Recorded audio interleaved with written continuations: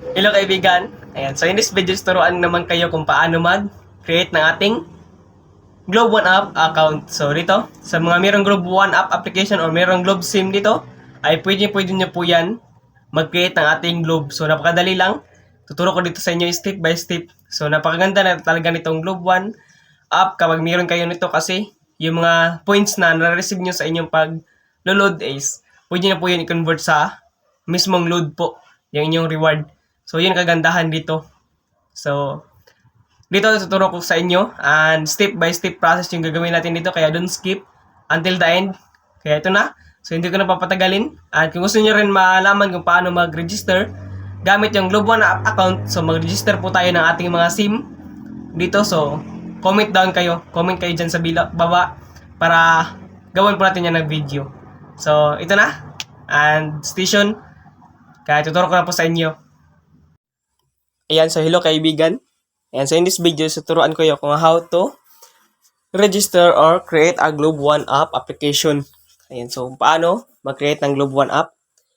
At later on is tuturuan ko naman kayo kung paano mag-register ng Globe SIM card sa Globe One App. So napaka-easiest way nun para mag-register ng ating mga SIM na Globe. So dito, first step natin gagawin is pumunta tayo sa Play Store. Ayan, so dito sa Play search lang natin Globe One App. Ayan. So dito, search lang natin to. And then, tap natin to. Ayan, Globe One App. So install lang po natin. So ito po yung itsura niya. Ayan, ito po yung itsura ng Globe One App. Ayan po yung mukha ng Globe One App. Dito po, install lang nyo po dito. Kung sa akin is meron na install ko na po. So open lang po natin. Ayan, at saka dito po, meron po siyang ads. So X lang po natin yung ads. Dito po sa pag-create ay dito may dalawa kayong pagpipilian which is itong create an account or login an account. So dito dahil wala pa tayong account, as first time pa natin gumamit dito, ay create an account tayo. Dito po, use Philippine number or purchase a SIM of for page visitors. So yung page visitors po is yan po yung mga dayuhan. So na gumagamit ng SIM. So, malalaman din nila po yan dahil sa ID. So, dito tayo sa use Philippine number. So, dito tap lang po natin yung ating number. At yan na po. So, ito po yung aking bagong biling Globe. So, continue natin.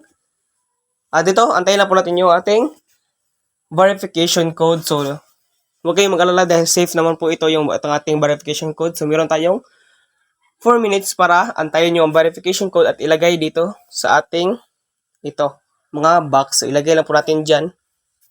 At ayan po. So, dito is kapag mayroon pong dadating na code sa inyo, is direct na po yung mapupunta dito sa ating set up your PIN.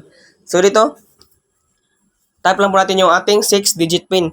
So, mostly kasi sa ilan is, ano lang po, ng 4 PIN lang po. So, dito sa Globe One App is 6 PIN po yung ating kailangan i-set up. So, napaka-importante nito kaya kailangan huwag niyo itong makalimutan.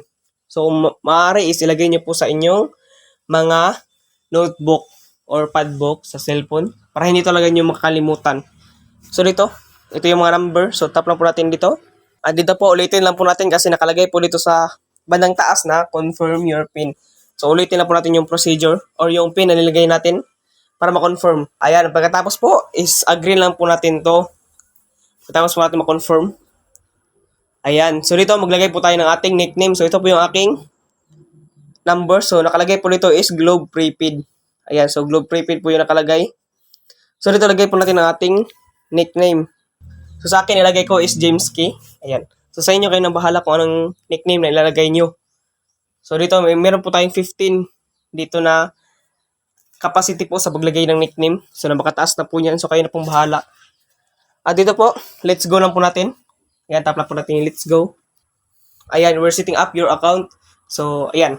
Antayin lang po ng ilang saglit. So, napakaliit lang po nun at ito na po yung lalagay. So, let's start na po. Ayan, so may tutorial po dito kapag bago pa kayo. So, tap lang po natin tong arrow na to. Ayan. So, dito may mga instructions sila. Ayan, di ba? So, got it. Ayan. So, tapusin na po niyo po yun at got it nyo po. So, dito po, may nakalagay po dito na OTP, authentication code again. Para dito din naman to sa dashboard ng ating Globe One app na application. So, X na po natin yan. Dito kunin lang po natin yung ating authentication code. So, sa akin is hindi ko na yan. So, pwede po yung i-back. So, i-X nyo lang po yan. So, connected po yan sa GCash. Kung meron kayong Globe, so, pwede nyo po i-connect dun sa GCash nyo po. So, sa akin is wag na. And yan, ito na po siya. So, meron po tayo ditong ito. Globe dashboard. Ayan. So, ito po yung ating Globe dashboard. At dito po nakalagay po is registered na po yung aking SIM. Ayan. So, nakita niyo po, registered na po siya. So, kapag hindi pa kayo nag-register ng SIM at bago pa lang, so, dito nakalagay is unregistered po yan. So, need nyo po i-register. So, dito, meron silang bagong parang ways dito ng pag-register. So, napakadali lang talaga dito. So, hindi na kailangan mag-search sa website. So, dito is meron tayong register your SIM automatically. So, dito is napakadali lang at easiest way ng pag-register dito sa Globe One app. So, kung gusto nyo mag-register dito, ay gagawan ko po yan ng tutorial agad. And comment down below lang po kayo kung paano mag-register dito. So, napakadali lang. Dito, ito na po yung aking points. So, pwede po natin i-convert yan sa load. Din dito, ditong link Gcash yung nangyari sa akin kanina. Yung send ng code. So, pwede po i-bind dyan sa Gcash nyo yung Globe nyo. So, yun lang. Ito yung mga parang feature dito kang Globe. By promo, by load, redeem reward. So, ito po yung reward points. So, pwede po i-redeem dito. At saka Globe Rewards. Yan po yung bago at SIM registration. Life assistance. So, kayo nang bahala dyan ma-explore. So, yan. Meron na po kayo. At kung nagustuhan niyo po to, I don't forget to like and subscribe para malaman ko po kung sino po yung natulungan ko dito sa video na to. O diba? So, ganun lang kadali mag-create ng isang Globe One app account. So, yun. Thank you sa panonood. And God bless. So, this is the end of our video. Ayan. Kung adito ka pa rin hanggang ngayon mga kaibigan, ay alam ko nagustuhan mo itong video. Kaya, I hope nakatulong to sa inyo mga kaibigan. Ayan, sa little video natin yung tutorial at ngayon. Ay, kung nagustuhan nyo ito mga kaibigan at nakatulong to sa inyo, ay tulungan nyo rin ako mga kaibigan. Kaya, please subscribe and like my YouTube channel. Ayan. So, para lahat tayo ay lumago. Ayan. So, thank you. Enjoy and God bless.